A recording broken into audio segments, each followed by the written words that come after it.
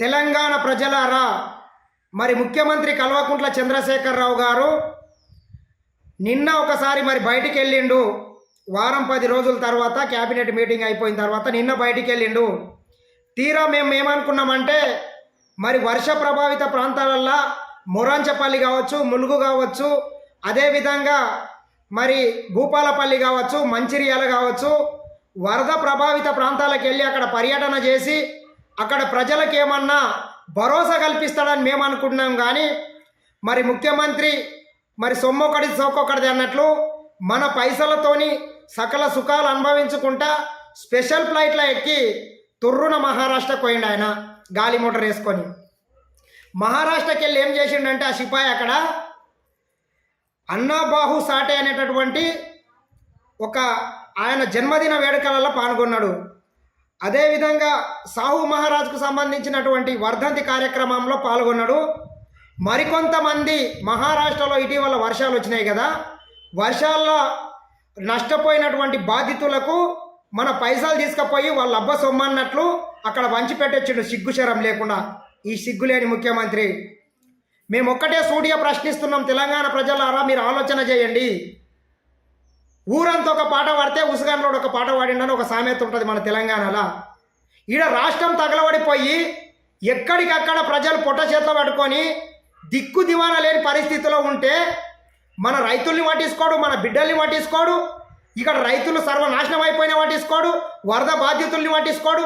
వాళ్ళు మొత్తం సర్వం కోల్పోయి మా దిక్కుదోచని స్థితిలో ఉంటే మరి ఈ దిక్కుమాలే ముఖ్యమంత్రి మన పైసలు తీసుకోకపోయి వీళ్ళు అప్ప జాగిరిలాగా మహారాష్ట్రలో వంచిపెట్టేస్తున్నాడంటే దేనికి సంకేతం? మీరు ఒకసారి ఆలోచన చేయండి తెలంగాణ ప్రజలారా.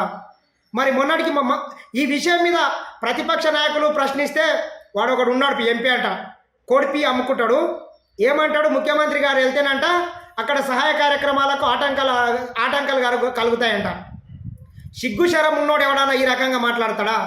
ఇంకో ముఖ్యమంత్రి ఏడో తిరిగితేంది దేశం మొత్తం మేము రాజకీయాలు చేసేటోళ్ళు సన్నాసి గాళ్ళు. రాజకీయం చేసేది ఈ టైంలో కాదు. మన బిడ్డలు ఒక సైడు అక్కడ వరదలు వచ్చి నాశనం అయిపోతుండ్రు, వాళ్ళకు ముందు పునరావాసాలు ఏర్పాటు చేయి, అక్కడ సహాయ కార్యక్రమాలు ఏర్పాటు చేయి. తర్వాత నువ్వు మహారాష్ట్ర కాకపోతే పాకిస్తాన్ పోయి ఆడ నీ పార్టీ పెట్టుకో ఎవడొద్దన్నాడు. మన పైసలు తీసుకుపోయి ఆడ వంచి పెట్టడానికి నీకు సిగ్గు శరం ఏమన్నా ఉన్నదా అని అడుగుతున్నాం.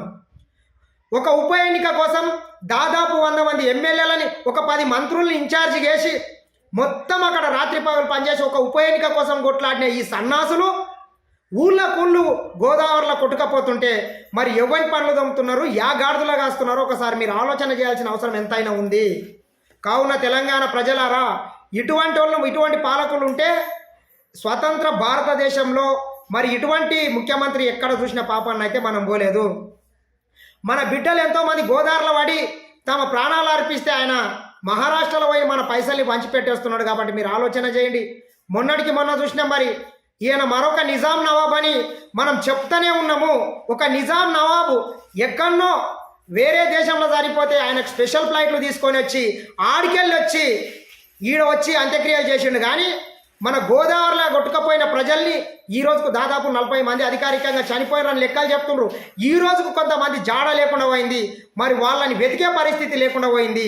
కావున ఆలోచన చేయాలని మరొక్కసారి కోరుకుంటూ, ఈ ముఖ్యమంత్రి చేత ఎట్లా కాదు, మరి మేము చాలామంది సీతక్క గారు హెల్ప్ కోరిండ్రు, దాన్ని దృష్టిలో పెట్టుకొని నేను కూడా చాలామంది దగ్గర కొన్ని విరాళాలు సేకరించే ప్రయత్నం చేసిన.